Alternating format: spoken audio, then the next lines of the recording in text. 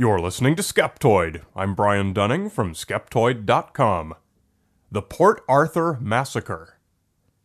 Today we're going to point the skeptical eye at a modern conspiracy theory, one that still stings sharply in the recent memories of Australians.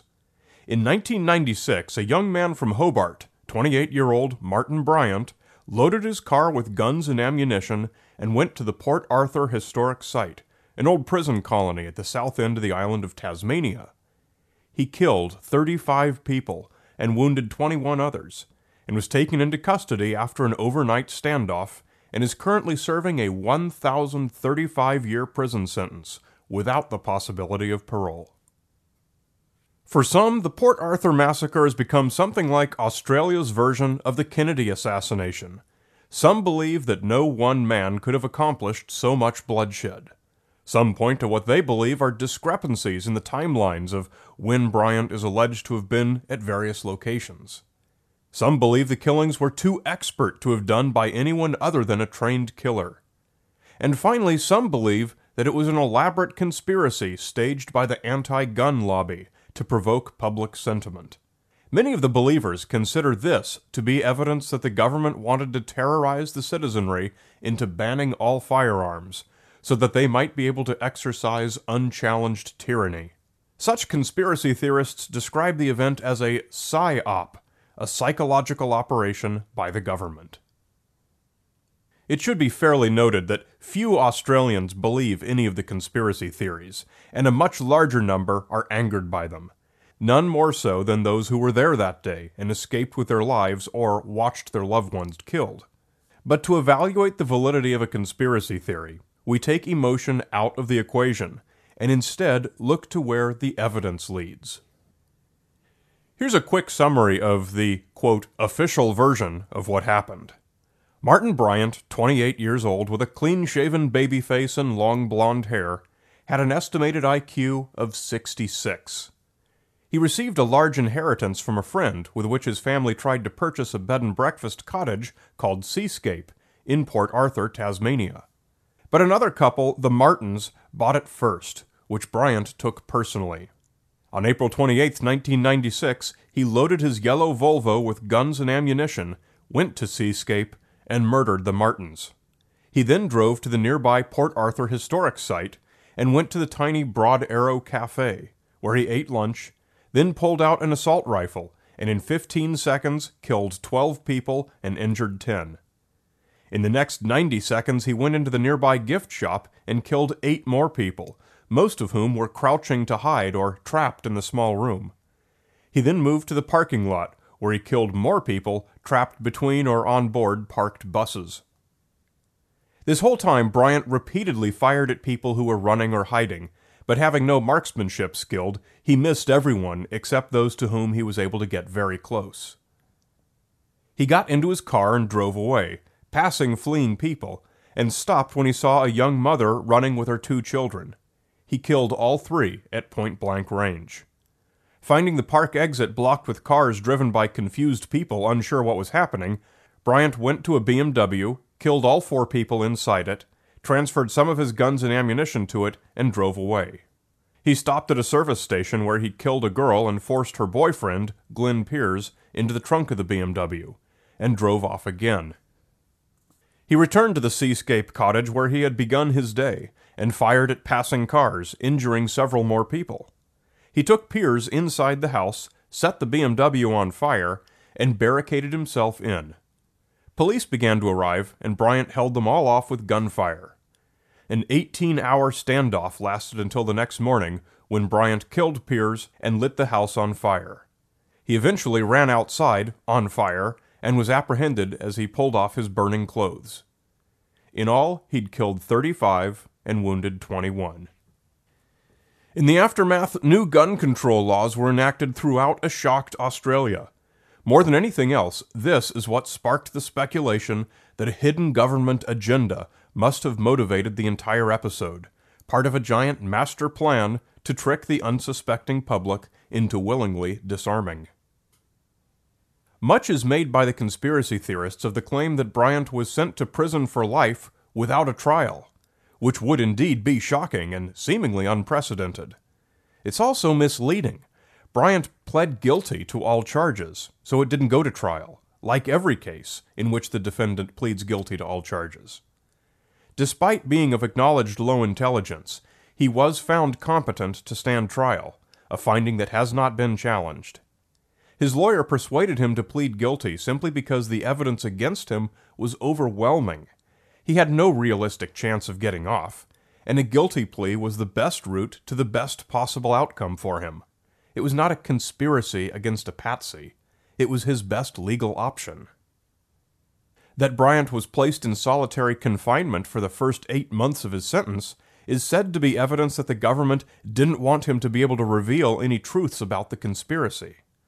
It's possible that this is the reason, but there are at least 2 other reasons that Bryant, and many other criminals like him, are kept in isolation.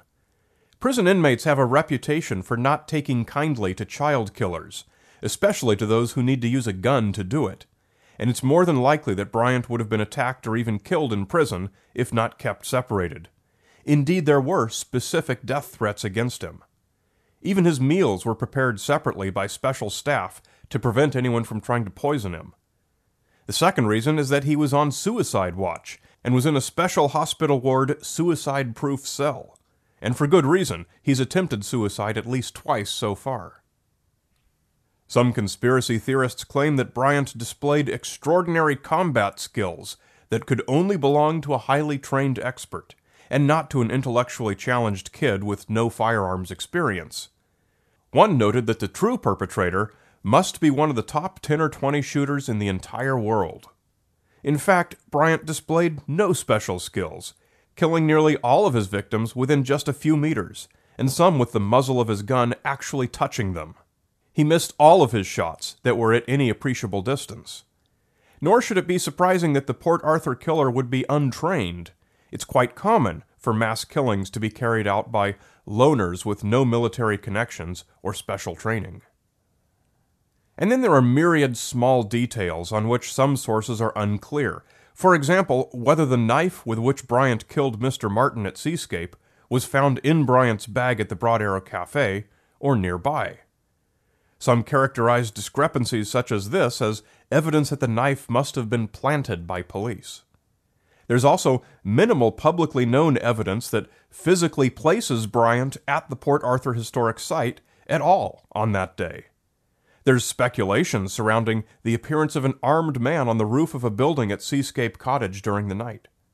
One need only scan through any of the many websites promoting the idea that the Port Arthur massacre was a government conspiracy to find many such questions raised.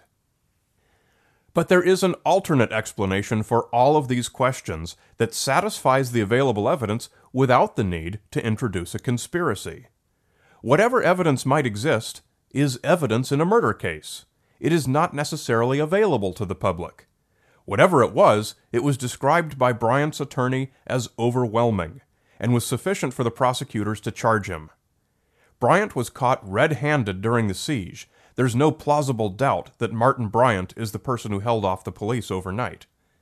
Whatever physical evidence may have been gathered by investigators that supports the chain of eyewitness accounts, all the way back to Martin Bryant's yellow Volvo laden with weapons and recovered at the Port Arthur parking lot, is sealed.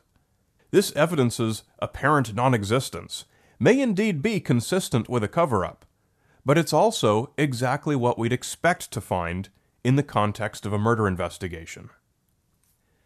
Once Bryant's attorney took some photos of him in jail during a visit, which were then confiscated and destroyed by prison authorities.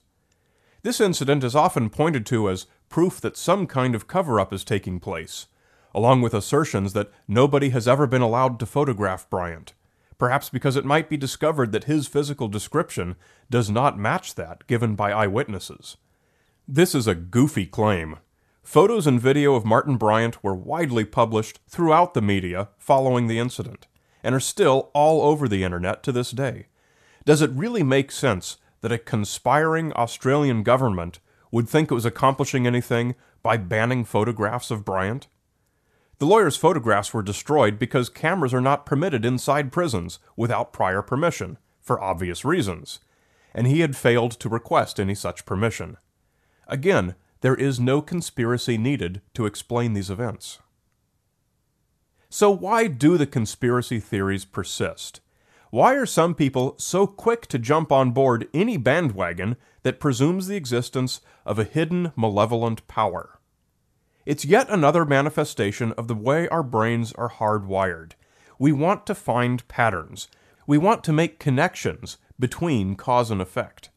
When something goes bump in the night and nothing is seen, our brains want to assign the blame to a ghost. When shapes in a photograph from Mars mimic a face, our brains conjure up a Martian civilization that must have carved it. When a natural disaster happens, we look to secret government research as the culprit. And when a lone gunman murders 35 people, it's natural for our brains to imagine an evil intelligence behind what happened. Psychologists call this agency detection. The caveman who errs on the side of caution and assumes that every rustle in the grass is a saber-toothed cat is more likely to survive than the one who casually dismisses it as a harmless breath of wind.